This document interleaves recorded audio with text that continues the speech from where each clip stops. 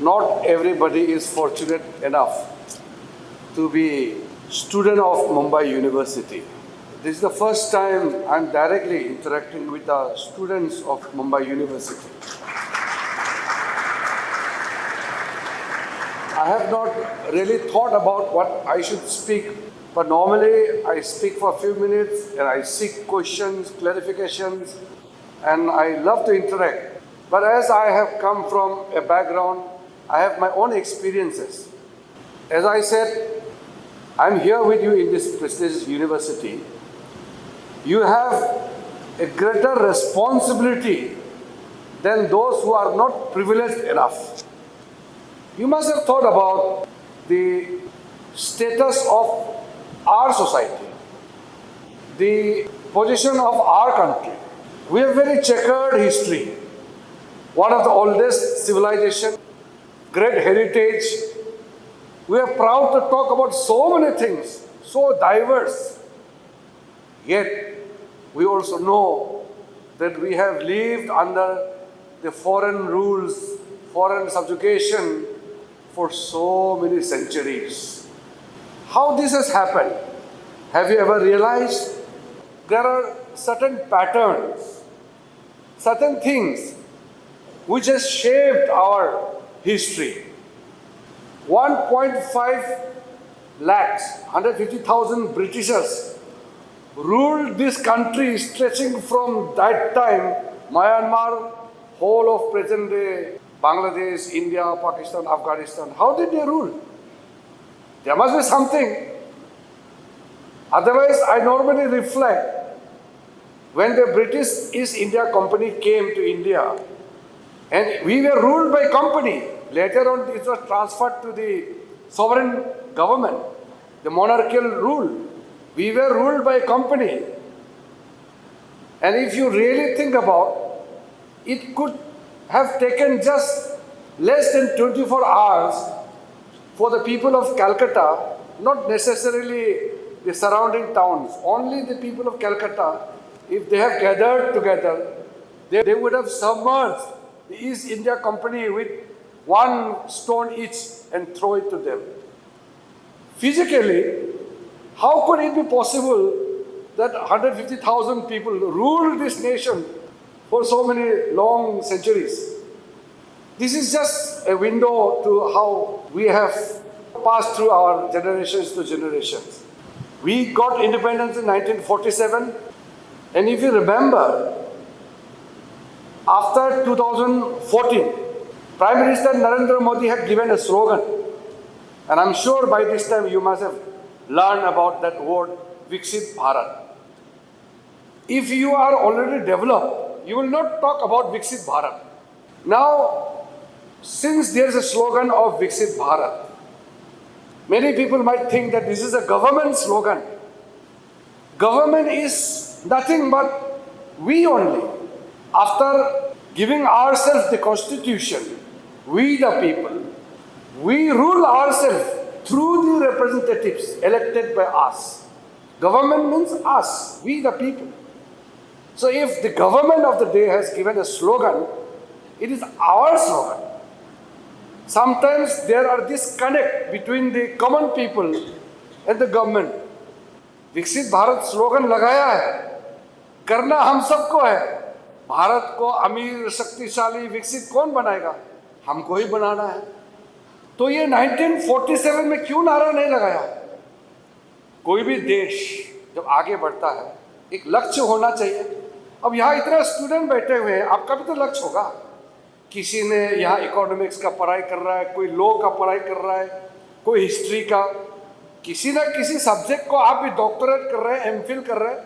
लक्ष्य तो होगा ना, आप आगे जाके क्या करेंगे, या बिना लक्ष्य के हम पढ़ते हो.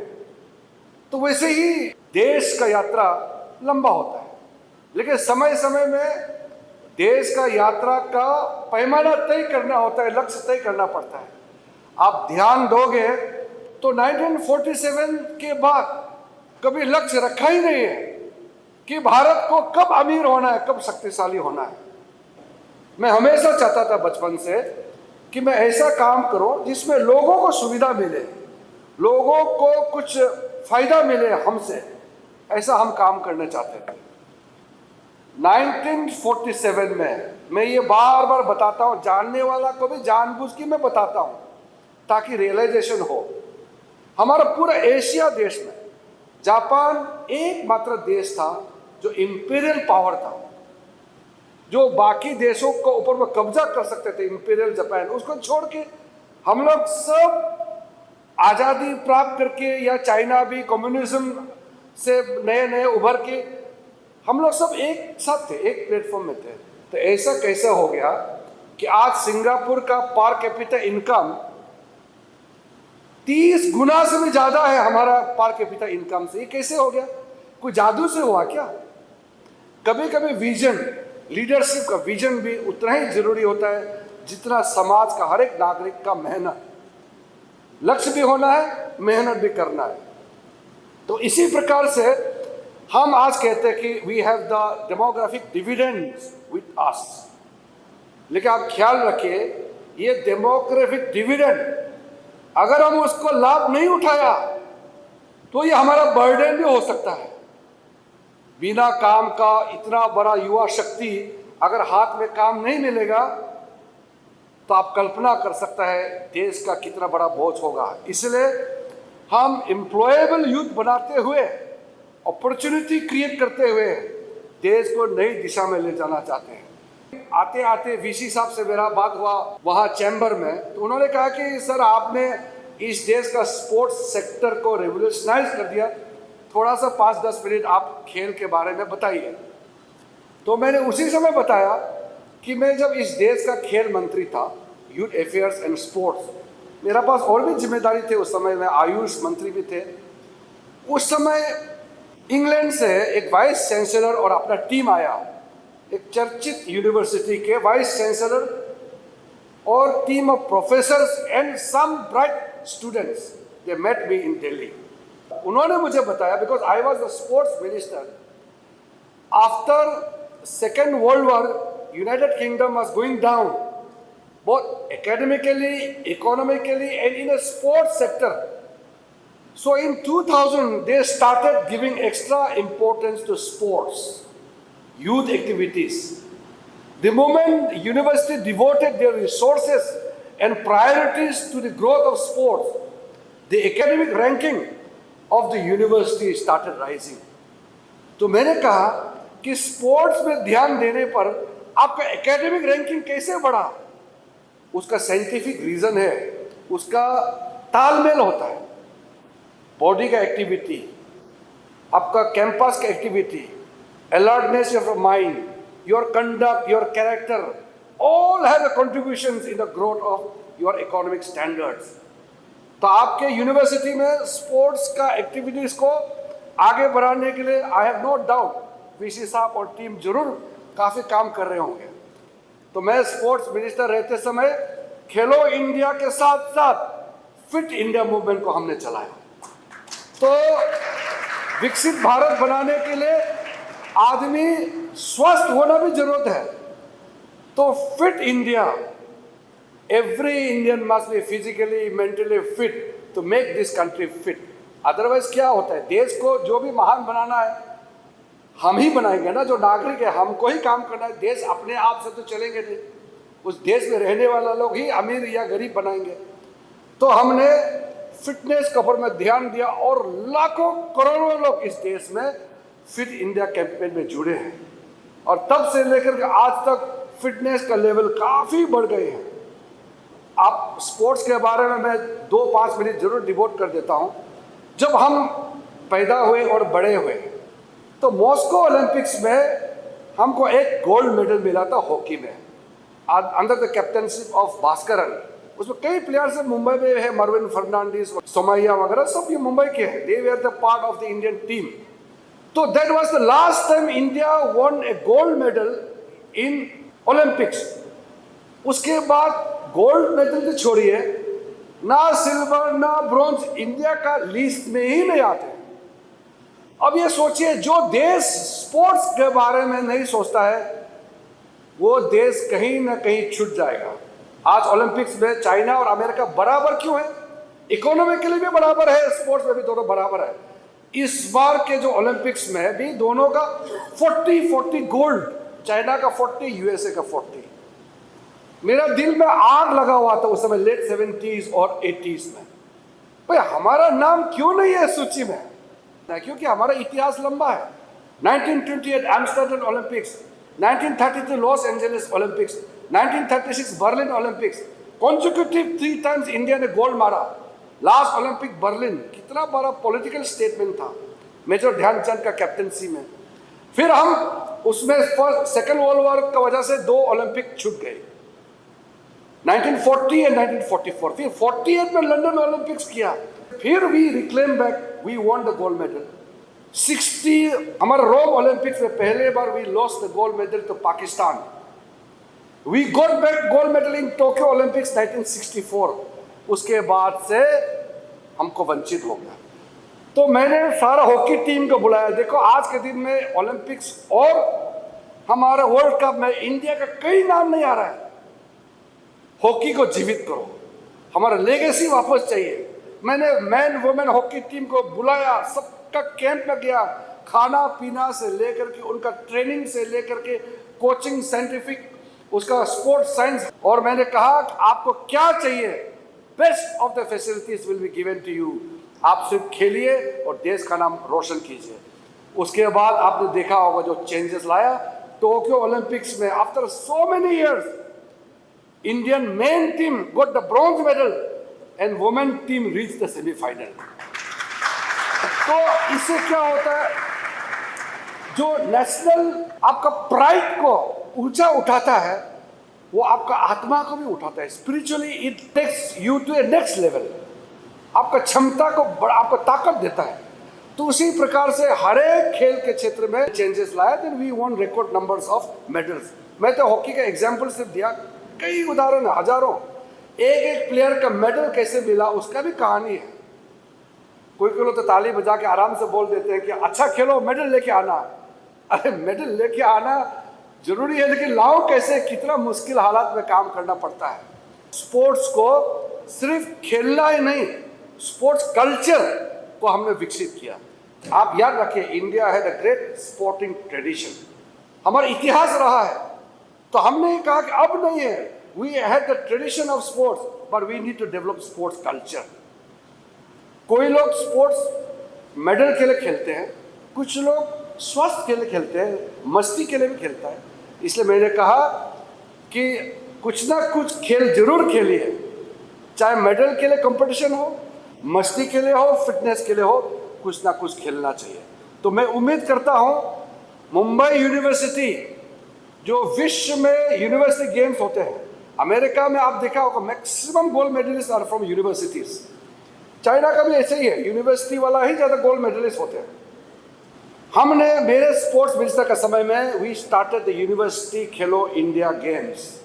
इसमें सारे यूनिवर्सिटी पार्टिसिपेट करते हैं, आपके यूनिवर्सिटी के लोग आते हैं। पिछली बार पंजाब यूनिवर्सिटी टॉप किए थे।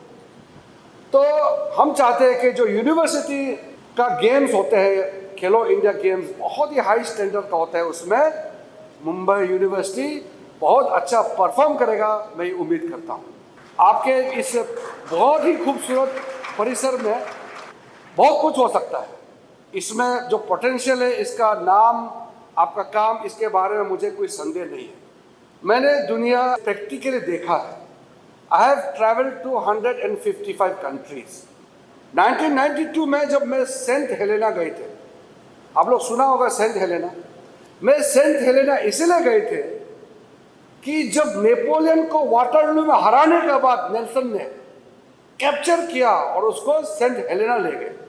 मेरे, अब जो यहाँ हिस्ट्री का अगर कोई स्टूडेंट होगा, रुचि वाला होगा, तो ये समझिए, अपने जमाने का दुनिया का सबसे पावरफुल महाराजा नेपोलियन जैसे को बंदी बना करके सेंट हेलेना ले गया और टॉर्चरस लाइफ जिया और वही मरा।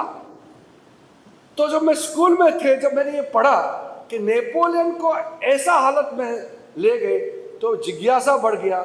तो मैंने सोचा एक दिन मुझे वो जगह जाना है, सेंट हेलेना कैसा है, क्यों ले गए नेपोलियन को यहाँ, मुझे ये देखना है और देख के समझना है।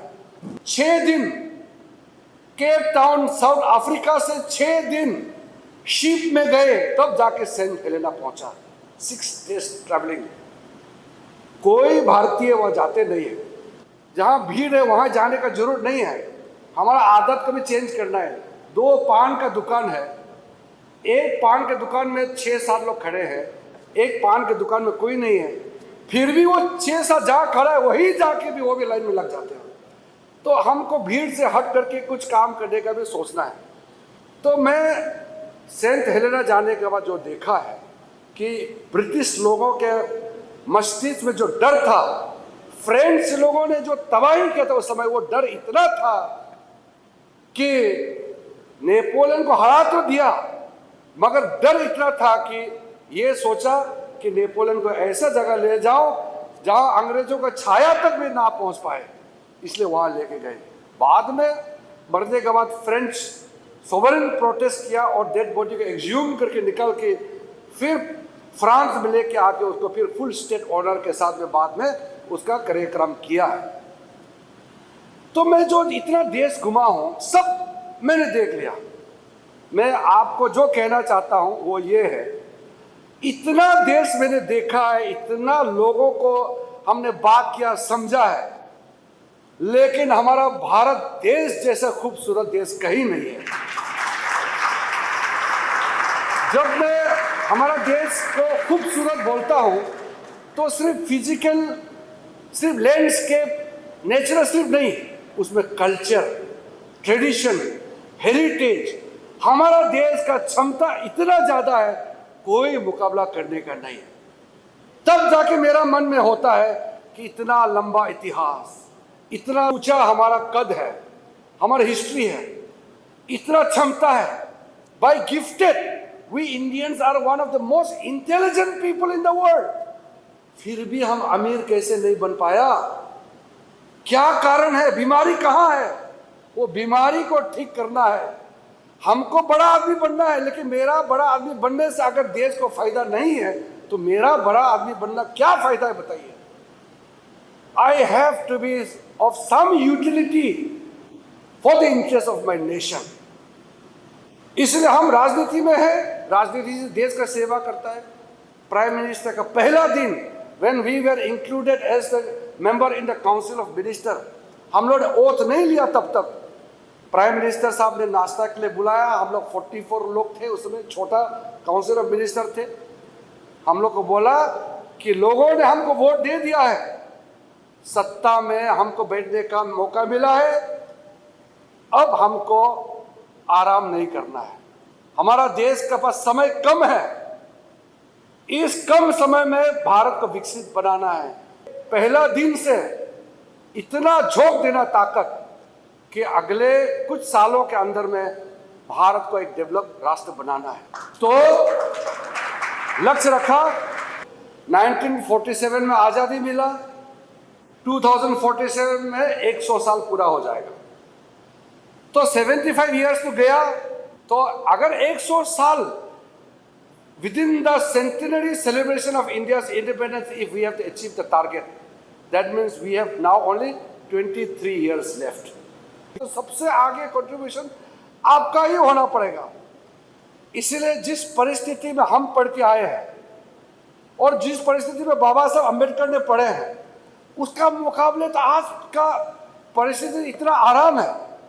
मैं अपने आप को बाबा साहब अम्बेडकर का परिस्थिति के साथ में मैं कंपेयर नहीं कर सकता हूँ, लेकिन मैं भी 7-7 दिन पैदल चल कर के ही गाड़ी का चेहरा देखने को मिलता था। हमारे गांव में ना बिजली, ना सड़क, ना कुछ। आपको पता है, मैंने एरोप्लेन पहला देखा, गाड़ी बाद में देखा, क्योंकि हम बच्चे थे तब हमारे गांव में जब चाइना और इंडिया का वार हो गए थे 1962, उसके बाद मिलिट्री ट्रेनिंग एयरक्राफ्ट का सोटी चलता था। तो हम बचपन में छोटे में रोज MiG-21, उस समय तो MiG-21 ही थे, MiG-27, 29 तो आए नहीं थे। MiG-21 को सामने से, हमारे गांव के सामने से उड़ते हुए हमने देखा है। तो एरोप्लेन पहले देख लिया, गाड़ी तो बहुत बाद में देखा। बड़ा होने के बाद पिताजी के साथ में डिस्ट्रिक्ट हेडक्वार्टर में गए, तब हमने पहले बार गाड़ी का चेहरा देखा है। मुंबई वाला तो पैदा होते ही गाड़ी देख करके आप लोग आए हैं। तो हम लोग तो इतना मुसीबत झेल के आए हैं। मैं दिल्ली यूनिवर्सिटी में जब गए, आई केम फ्रॉम गवर्नमेंट स्कूल। अब दिल्ली यूनिवर्सिटी में मैं हंसराज कॉलेज में थे, सब लोग कन्वेंट स्कूल और पब्लिक स्कूल से आए हैं, ब्रिलियंट स्पीकर, बहुत ही एक्सपीरियंस वाले लोग आए हैं। लेकिन मन ही मन में सोचा, मैं जरूर सरकारी स्कूल से आया हूं, लेकिन मैं किसी से कम नहीं हो सकता हूं। मैं आज भी मुझे याद है, मेरा उस समय का प्रोफेसर, हमारा डीन, हमारे कॉलेज के जितने भी सीनियर लोग अभी भी बोलते हैं, याद करते हैं, मेरे पास आए। बहुत अच्छा लगा उस लास्ट टाइम में जब कानून मंत्री बने, तो मैं वहाँ मेरे कॉलेज में गई। उस कॉलेज के बाहर सबसे बड़ा फोटोग्राफ जो लटका के रखा है वो मेरा फोटोग्राफ था।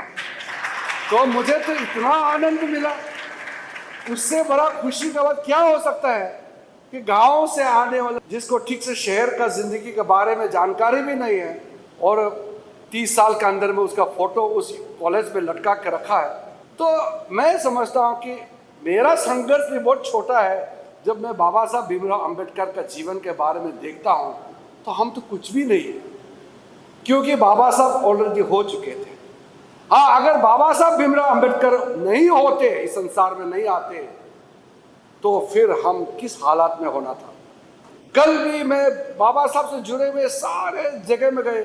आज सुबह भी मैंने एक पोस्ट किया, मेरा फेसबुक ट्विटर में डाला है, दौलताबाद फोर्ट में जो बाबा साहब के साथ में जो घटना हुई है, उनके घर जहाँ रहते थे 10 साल मिलन कॉलेज को इस्टेब्लिश करने के लिए संभाजी नगर में जब बाबा साहब आए और कॉलेज कैसे शुरू किया, कहाँ रहे, वो घर में गया, और जहाँ बाबा साहब को मार के भगाया, फिर जिस घर में घुस करके उसने बहुत भूख लगा था, बाबा साहब रोटी मांगा और ड्राई फिश का चटनी बना के खिलाया। उस घर में मैं गए, टूटा फूटा सा कुछ वहाँ था, तो मैंने जो परिवार, हमारे समाज के कुछ परिवार के लोग थे, तो मैंने उनको कहा कि मैं इसी साल उस जगह में जहाँ बाबा साहब खाना मांगा, मैं वहाँ भव्य लाइब्रेरी और मेडिटेशन सेंटर बनवा दूंगा। आज आप सबको कृपा से मुझे कुछ काम करने का मौका मिला है। जहाँ मौका मिलेगा हम तो काम तो करेंगे। तो हमारे जिंदगी में उतार चढ़ाव ये तो पार्ट ऑफ लाइफ है। इसलिए मैंने शुरुआत में आपको बोला, सक्सेस और अचीवमेंट को आप एक पद से कभी भी मत तोलिए, otherwise you will be forever unhappy. क्योंकि उसका आगे भी तो है, आगे भी है। जो सबसे पावरफुल आदमी है और भी पावरफुल होना चाहते हैं, सबसे अमीर आदमी और भी अमीर होना चाहते हैं। अब क्या पता वाइस चांसलर साहब भी और उससे भी ऊपर जाना चाहते हैं। सबका सपना एक सीमा में खत्म नहीं होता है। जहां है वहां से आगे जाने का सोचना बहुत अच्छी बात है, लेकिन उसके लिए दुखी होना ये अच्छी बात नहीं है। इसलिए जहां भी आप हैं खुशी रहो। I am very happy man. मैं तो इनफैक्ट बताता हूं, जब मैं मेंबर ऑफ पार्लियामेंट था ऑपोजिशन पार्टी का, मैंने सबसे ज्यादा एंजॉयमेंट उस समय किया है। अभी तो मंत्री हूं, सोच समझ के बोलना पड़ता है, क्योंकि मैं जो बोलता हूं वो सरकार का नीति का एक तरीके से प्रकरण होते हैं। तो मैं जब एमपी था तो बहुत आज़ाद तरीके से हम बोलते थे। मैं इतना बोलता था कि 2004 से लेकर के 2009 के बीच में, आपको पता है, कोई संस्था, कोई गवर्नमेंट नहीं, मीडिया, उस समय तो सोशल मीडिया तो था नहीं, all media houses came together in Delhi and I was awarded the best young parliamentarian. तो क्योंकि मैंने हर मौका को हाथ से जाने नहीं दिया, पूरा हर मौका को मैंने लिया और संसद में अपना छाप को मैंने छोड़ा है। तो कभी कभी हमको जो मौका मिला हम उसको नहीं करके, जो नहीं मिला उसके बारे में रोते रहते हैं, तो उससे खुशी नहीं मिलेगी। अंतिम बात, मैं कभी कभी सोचता हूँ इतिहास भी क्या है, कभी कहाँ मोड़ जाता है पता नहीं। अगर बाबा साहब भीमराव अंबेडकर को लॉ मिनिस्टर के जगह में कुछ और देता है, या लॉ मिनिस्टर के साथ में कुछ और मिलता, तो हमारा देश का तस्वीर कुछ और ही होना था। उस समय बाबा साहब भीमराव अंबेडकर सबसे पढ़ा लिखा था, तो जब आज़ादी मिला तो कैबिनेट बना, तो वो तो इलेक्शन से आए नहीं है, वो मिक्स कैबिनेट बनना था। तो उस समय जब पंडित नेहरू ने सूची लेके गए महात्मा गांधी जी के पास, महात्मा गांधी ने सीधा पूछा, भाई इस कैबिनेट में भीमराव अंबेडकर है कि नहीं है? नहीं, उसका नाम नहीं। अरे भाई, भीमराव अंबेडकर के बिना आपका कैबिनेट अधूरा होगा, उसका नाम होना ही चाहिए। तो अंबेडकर जी का नाम रखा और वो लॉ मिनिस्टर बने। जब बाबा साहब अंबेडकर लॉ मिनिस्टर बना, तब तक हमारे संविधान हो चुके हैं, संविधान एडॉप्ट हो चुके हैं और उसी के तहत काम कर रहे हैं। तो बाबा साहब ने बार बार अपना मन की बात बताया, पब्लिकली बताया, भाई मेरा सबसे फर्स्ट प्रायोरिटी इकोनॉमिक्स है। कोलंबिया यूनिवर्सिटी में पीएचडी इन इकोनॉमिक्स किए हैं, फिलोसॉफी में, हिस्ट्री में और भी किए हैं। बाबा साहब अंबेडकर का पहला इंटरेस्ट इकोनॉमी है, ट्रेड, कॉमर्स, इंडस्ट्री, व्यवसाय, ये है। लॉ का डिग्री तो बाद में लंदन में जाकर के उन्होंने पढ़ाई किया है, तो भारत लॉ बैरिस्टर बना बाद में। तो उसके हिसाब से आर्किटेक्ट ऑफ इंडियन कॉन्स्टिट्यूशन बने, ड्राफ्टिंग किया, सब कुछ हो गया। अब देश को अमीर बनाना है ना, देश को आगे ले जाना है। तो फिर बाबा साहब बार बार बोले कि मुझे ऐसा जिम्मेदारी दीजिए जिससे मैं आर्थिक रूप से या सामाजिक रूप से इस देश को और कुछ योगदान कर सके। बाबा साहब अंबेडकर को एडिशनल पोस्ट, एडिशनल पोर्टफोलियो देना तो दूर की बात, उस समय किसी भी कैबिनेट कमेटी में बाबा साहब अंबेडकर को जगह नहीं दिया गया। कैबिनेट कमेटी ऑन सिक्योरिटी होते हैं, cabinet committee on investment, cabinet committee on economic affairs, cabinet committee on political affairs, cabinet committee on appointment, अलग अलग होते हैं। पूरा एक हर चीज कैबिनेट, फुल फ्लेज कैबिनेट में तय नहीं कर पाते, इतना समय होता नहीं। ऐसे ही पार्लियामेंट में भी पार्लियामेंट्री स्टैंडिंग कमिटीज होते हैं, ज्वाइंट पार्लियामेंट्री कमिटीज होता है, जो थ्रेड बेयर में बारीकी से 2-3 महीना जिसका डिस्कशन करना पड़ता है। तो बाबा साहब को किसी कैबिनेट कमेटी में जगह ही नहीं मिला। फ्रस्ट्रेशन से उन्होंने लॉ मिनिस्टर का पद से इस्तीफा दे दिया। इसीलिए जब मैं बाबा साहब इस्तीफा देने के बाद आफ्टर 71 ईयर्स जब मुझे इस देश का लॉ मिनिस्टर बनाया गया, तो मैं सबसे पहले वो चीज़ जानने की कोशिश किया कि जिस कुर्सी में मैं बैठने जा रहा हूँ, उस कुर्सी में बैठने वाला पहला इंसान बाबा साहब अंबेडकर ने इस्तीफा क्यों दिया, मैं कारण जानना चाहता हूँ। तो मैंने ये स्टडी किया, काफ़ी चीज़ मैंने देखा और मेरे मन में बहुत भारी विचार था कि मैं एज अ लॉ मिनिस्टर जब इस देश का काम करने के लिए शुरू कर रहा हूँ, तो हमारा फर्स्ट लॉ मिनिस्टर का विचार और परिस्थिति को मुझे जानना बहुत जरूरी है। और उसी से मैंने आगे काम किया। दुनिया का सबसे बड़ा लोकतंत्र, largest democracy in the world, उस लोकतंत्र का पार्लियामेंट को संचालन करने की जिम्मेदारी मेरे हाथ में सौंपा है हमारे प्रधानमंत्री मोदी जी ने। ये जिम्मेदारी लेकर हम चल रहा हूँ और इस बीच में सामाजिक न्याय, सामाजिक जो समरसता को आगे ले जाने के लिए हम लोग काम करते हैं। विकास के रूप में मैं जहाँ भी जाता हूँ, स्पेशली जो हमारे एससी कम्युनिटी के बच्चों को मैं कहता हूँ कि मैं भी उसी वर्ग से आता हूँ, आप भी उसी वर्ग से आते हैं, आपके लिए संभावनाएं का कोई कमी नहीं है। आप बेनिफिट लीजिए, मुझे बताइए आपको क्या चाहिए, चाहे राज्य सरकार हो, केंद्र सरकार हो। Government has ample steps taken before you for your benefit, but you should be able to avail those opportunities. आपको हासिल करना होगा, कोई भी चीज़ प्राप्त करने के लिए थोड़ा सा कदम आगे बढ़ाना ही पड़ता है। तो इसीलिए इस कॉलेज में आकर के, मुंबई यूनिवर्सिटी में आकर के मुझे बहुत कुछ पाठ पढ़ाने का बिल्कुल इच्छा नहीं है। इसलिए मैं अपना विचार को आपके पास रखा हूँ। इसलिए मैंने शुरू में कहा कि मैं ऐसा संस्था में जब जाता हूँ, इतना विचार आता है कि बोलूँ क्या, इसलिए मैंने कम से कम शब्दों में बोलने का प्रयास किया है। और मैं आगे नहीं बोलना चाहता हूँ। अगर आप वाइस चांसलर साहब का परमिशन से अगर आप लोग कुछ जानना चाहते हैं या कुछ विषय रखना चाहता है तो आप लोग कर सकते हैं, मगर अब तो 5:30 हो गए हैं, मुझे और एक कार्यक्रम में जाना है, इसके बाद एक कम्युनिटी का कार्यक्रम में जाना है, फिर दिल्ली जाना है।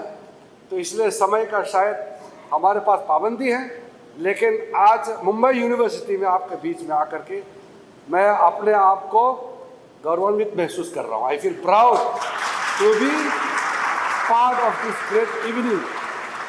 Thank you very much DC साहब, आपके पूरे टीम, आपके प्रो वाइस चांसलर साहब और पूरे टीम ने ये मौका दिया. बहुत बहुत धन्यवाद. जय Hind. Sir, your background, your experiences,